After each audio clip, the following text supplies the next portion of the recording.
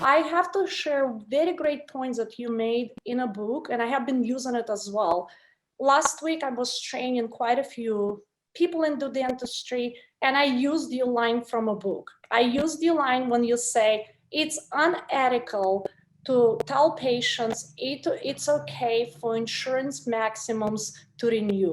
It's unethical to tell it to patients that have cavities, gum disease, to say that it's okay for the insurance to renew.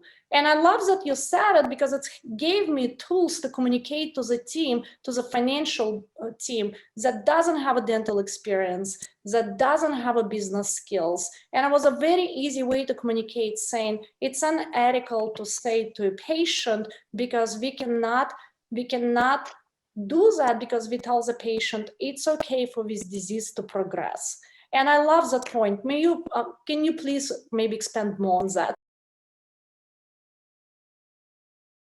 Yeah, and it's unethical is one way to look at it, but the other thing is just look at it from a clinical standpoint.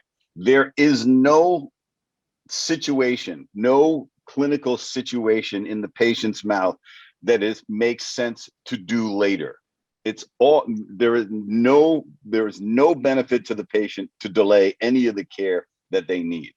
It always gets worse. They lose more tissue, they get more infection, they get more gum recession, whatever, and it probably is going to cost more, hurt more, and do more damage to have to fix the tooth. There is no upside to the patient except, oh, well, the insurance will pay for it next year, so let's just wait.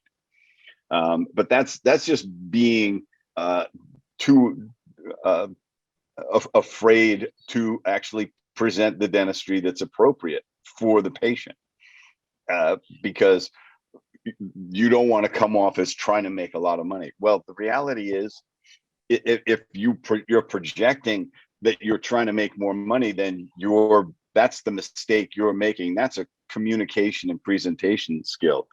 You need to communicate that you care about the patient, and that's why you're doing it. It's not because you want to make more money. It's as soon as that is their experience, they don't trust you, and they don't believe anything you say, or they're not going to do anything. We don't buy from people we don't trust. And so you have to say, look, you don't have to do this now, but it is my professional responsibility to tell you that now is the optimal time to do it.